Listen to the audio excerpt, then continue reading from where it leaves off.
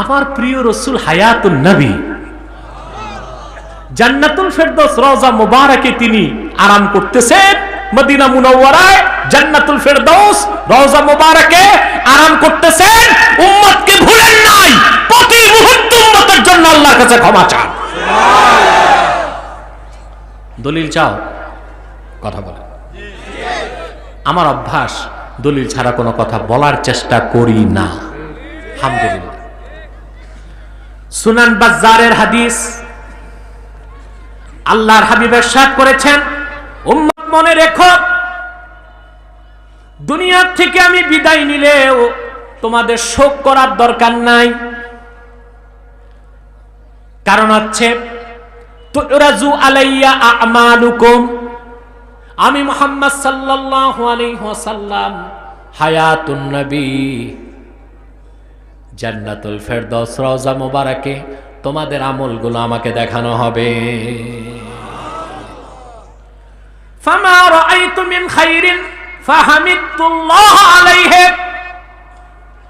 যখন দেখবো তোমরা নেক কাজ করো, ভালো কাজ করো, আমি আল্লাহর প্রশংসা করব। যখন দেখবো ফামা রাআইতু মিন শাররিন ফাস্তাগফারতুল্লাহ লাকুম, যখন দেখবো তোমরা গুনার কাজ করতেছো, আমি তোমাদের জন্য আল্লাহর কাছে গুনাহ মাফের দোয়া করব। সুবহানাল্লাহ। আফসোস মুসলমান, আল্লাহর হাবিব মুহাম্মদ সাল্লাল্লাহু আলাইহি সাল্লাম এবং আল্লাহকে আপন করতে পারি নাই। আপন করলাম জীবনকে, করলাম দলকে, করলাম নেতাকে, করলাম নেত্রীকে, করলাম পয়সাকে, করলাম চাকরিকে, করলাম ব্যবসাকে। ঠিক কিনা বলে? কয় পয়সা কাজে আসবে আখিরাতে? কথা বলেন। অবাক হবেন মুসলমান, ৮টি আয়াতের প্রথম 4টি আয়াতেই আল্লাহ আপন দোস্ত মুহাম্মদ সাল্লাল্লাহু আলাইহি সাল্লামের আরশ চুম্বি মর্যাদার কথা তুলে ধরেছেন। সুবহানাল্লাহ, সুবহান। শুরুতে আল্লাহ পাক বলেন, আলাম নাশরাহ লাকা সাদরাক, মুহাম্মদ সাল্লাল্লাহু আলাইহি সাল্লাম, আমি কি আপনার সিনা, আপনার বক্ষকে সম্প্রসারণ করি নাই, খুলে দেই নাই? সুবহানাল্লাহ। আল্লাহ পাক তার রাসূলের মর্যাদা কত সমুন্নত করেছেন তা চিন্তা করার মস্তিষ্ক নাই, লিখার মতো কলম নাই, বলার মতো কণ্ঠ নাই। সুবহানাল্লাহ। রাসূলুল্লাহর শ্রেষ্ঠত্ব কত বেশি! গোটা সৃষ্টি জগতে আল্লাহ শ্রেষ্ঠত্ব দিয়েছেন মানুষকে। কাকে? মানুষের মধ্যে শ্রেষ্ঠত্ব দিয়েছেন নবীগণকে, সকল নবীর মধ্যে শ্রেষ্ঠত্ব দিয়েছেন আপন হাবিবকে। ঠিক না? সৃষ্টি জগতে শ্রেষ্ঠ কারা? মানুষ। ফেরেশতার চেয়ে শ্রেষ্ঠ কে? সুবহানাল্লাহ বলবেন না? আল্লাহ পাক বলেন, ওয়ালাকাদ কাররামনা বানি আদম ওয়া হামালনাহুম ফিল বাররি ওয়াল বাহরি ওয়া রাযাকনাহুম মিনাত তাইয়্যিবাত। আল্লাহ রাব্বুল আলামিন বলেন, আমি আদম সন্তান মানব জাতিকে শ্রেষ্ঠত্ব দান করেছি, মর্যাদাবান করেছি, জল এবং স্থলে তাদেরকে কর্তৃত্ব দিয়েছি, সর্বোত্তম রিজিক তাদের জন্য নির্ধারণ করেছি। শ্রেষ্ঠ সৃষ্টি মানব জাতির মধ্যে আবার আল্লাহ পাক শ্রেষ্ঠত্ব দিয়েছেন পয়গম্বরগণকে। বলেন সুবহানাল্লাহ, আরো জোরে বলেন সুবহানাল্লাহ। নবীগণের মধ্যে আবার আল্লাহ পাক 25 জন নবীকে শ্রেষ্ঠত্ব দিয়েছেন, যাদের কথা কোরআনে বলেছেন। আল্লাহ পাক বলেন, ওয়া ফাদ্দালনা বা'দাহুম আলা বা'দিন ওয়া কাল্লামাল্লাহু মূসা তাকলিমা। লক্ষাধিক নবীর মধ্যে আবার শ্রেষ্ঠত্ব দিয়েছেন 25 জনকে। সুবহানাল্লাহ বলবেন না? 25 জনের মধ্যে আবার শ্রেষ্ঠত্ব দিয়েছেন 5 জনকে, যাদেরকে বলা হয় উলুল আজম পয়গম্বর। সুবহানাল্লাহ বলবেন না? এই 5 জনের মধ্যে আবার শ্রেষ্ঠত্ব দিয়েছেন মুহাম্মদ সাল্লাল্লাহু আলাইহি ওয়াসাল্লামকে। বলেন সুবহানাল্লাহ। আমার দেশে আফসোস বড়, যখন সংশয়বাদী, অবিশ্বাসী,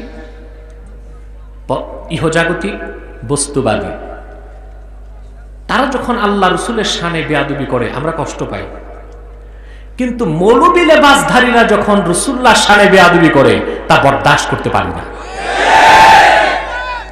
কোরআনের অপব্যাখ্যা করে বলে, আল্লাহ কোরআনে বলেছেন লা নুফাররিকু বাইনা আহাদিম মিন রুসুলিহি, আমি রাসূলগণের মধ্যে কোনো পার্থক্য করি না। এটার অর্থই বুঝে নেই। রাসূলগণ এক জায়গা থেকে ওহী পেয়েছেন, এই ক্ষেত্রে পার্থক্য নাই, ঠিক কিনা? রাসূলগণ আল্লাহ কর্তৃক প্রেরিত, এতে পার্থক্য নাই, কিন্তু এক রাসূল থেকে আরেক রাসূলের মর্যাদা বেশি। আল্লাহ নিজে আরেক জায়গায় বলেছেন ওয়াফাদ্দালনা বা'দাহুম আলা বা'দ ওয়া কাল্লামাল্লাহু মূসা তাকলিমা। আমার ভাইয়েরা, কথাগুলো চিন্তা করুন। আল্লাহ পাক গোটা সৃষ্টির মধ্যে মানব জাতিকে শ্রেষ্ঠত্ব দিয়েছেন, তাদের মধ্যে নবীগণকে শ্রেষ্ঠত্ব দিয়েছেন, তাদের মধ্যে 5 জন উলুল আজমকে শ্রেষ্ঠত্ব দিয়েছেন, তাদের মধ্যে সবার মধ্যে মুহাম্মদ সাল্লাল্লাহু আলাইহি ওয়াসাল্লামকে শ্রেষ্ঠত্ব সবচেয়ে বেশি দিয়েছেন। সুবহানাল্লাহ বলবেন না?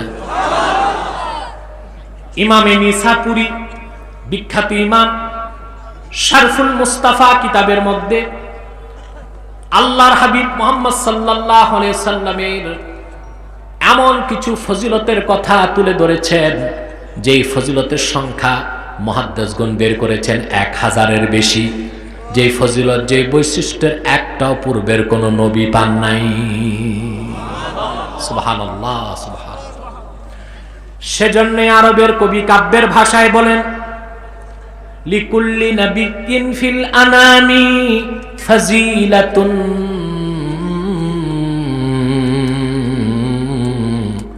ওয়া জুমলাতুহা মাজমুআতুন বিমুহাম্মাদিন। লক্ষাধিক নবীর ফজিলত, শ্রেষ্ঠত্ব যদি এক পাল্লায় দেওয়া হয়, এককভাবে আবার নূর নবী মুহাম্মদ সাল্লাল্লাহু আলাইহি ওয়াসাল্লামের ফজিলত তার চেয়ে বেশি হবে। আল্লাহ পাক আপন দোস্ত মুহাম্মদ সাল্লাল্লাহু আলাইহি ওয়াসাল্লামের সেই আরশ চুম্বী মহান মর্যাদার কথা বলতে যে কোরআন কারীম সূরাতুল ইনশিরাহে প্রথম 4টি আয়াত নাজিল করেছেন। আল্লাহ পাক বলেন আলাম নাশরাহ লাকা সাদরাক ওয়া ওয়াদা'না আনকা ওয়িজরাক। পারেন না আপনারা? গান তো খুব গাইতে পারেন, আবার কিছু বক্তা আমাদের দেশে এখন আছে গায়ক বক্তা, গান গায়, শান গায়। তখন আমার দেশে কিছু থার্ড ক্লাসের শ্রোতা আছে, কোরআন হাদিস বুঝে না, বক্তাও নাচে, শ্রোতাও নাচে।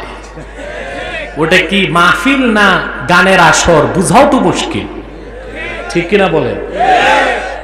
আপনাদের দেশে এগুলো আছে, ঠিক কিনা? এইরকম ভাইরাস ছড়ায় বক্তা ঢুকতে দিবেন না। এই মাটি শাহজালালের মাটি, শাহ কারামাত আলীর মাটি, শাহ ফরহানের মাটি, শাহ মাকদুমের মাটি। জনপুর, বদরপুর, ফুলতলি জমিন আবাদ করেছে